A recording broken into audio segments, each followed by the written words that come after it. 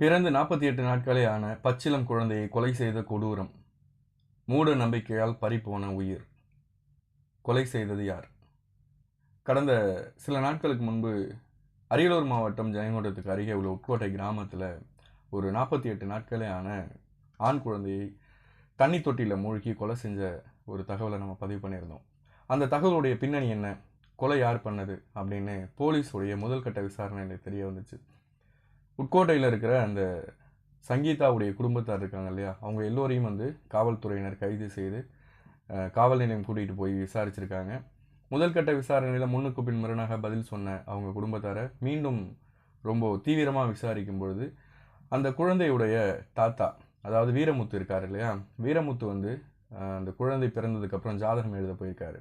ஜாதகம் எழுத போன இடத்துல அந்த குழந்தை சித்திரை மாதம் பிறந்திருக்கு. அதனால் தாத்தாவுடைய உடல்நலக் குறைவு ஏற்படும், மரணம் ஏற்படும், மேலும் கடன்களுக்கு ஆளாவார் அப்படின்னு அந்த ஜோசியருக்காங்க சொல்லியிருக்காங்க. இந்த தகவலை கேட்டதும் மன உளைச்சலுக்கு ஆளான வீரமுத்து வீட்டுக்கு இதை பற்றி யோசிச்சுட்டு இருந்திருக்காரு. அவரால் இந்த ஜோசியக்கார் சொன்னதை ஏற்றுக்க முடியல.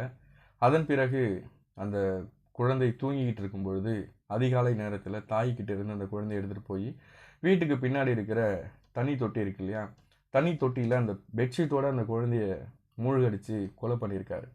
கொலை பண்ணதுக்கப்புறம் அதை யாருக்கும் தெரியக்கூடாது அப்படின்றதுனால அந்த தொட்டி மேலே ஒரு போர்வையை போட்டு மூடியிருக்காரு. காலையில் எழுந்து தன்னோட குழந்தையை காணோம் அப்படின்னு பதறி அழுத சங்கீதா குழந்தை தண்ணீர் தொட்டியில் இருக்கிறத ஒரு 2 மணி நேர தேடலுக்கு பிறகு கண்டுபிடிச்சிருக்காங்க. எந்த பாவமும் செய்யாத அந்த குழந்தை ஒரு மூட நம்பிக்கைக்கு பலியாகி இன்னைக்கு உட்கோட்டை மற்றும் அதோடைய சுற்றுப்பகுதியவே எல்லோருடைய மனசையும் காயப்படுத்தலை, கருணையை வாங்கியிருக்கு. இன்னும் இந்த உலகத்தில் ஜோசியம், ஜாதகம், மூட நம்பிக்கைகள் இருந்துக்கிட்டு தான் இருக்குது. சாமியை நம்ம குறை சொல்லலை, ஜோசியம் ஜாதகத்தை குறை சொல்லலை.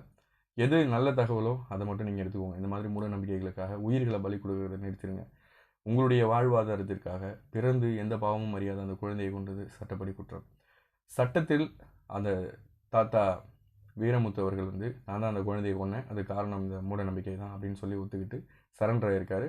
இப்போ அவருக்கு தகுந்த தண்டனை கொடுக்க ஜெயங்கொண்டம் நீதிமன்றத்தில் ஆஜர்படுத்தியிருக்காங்க.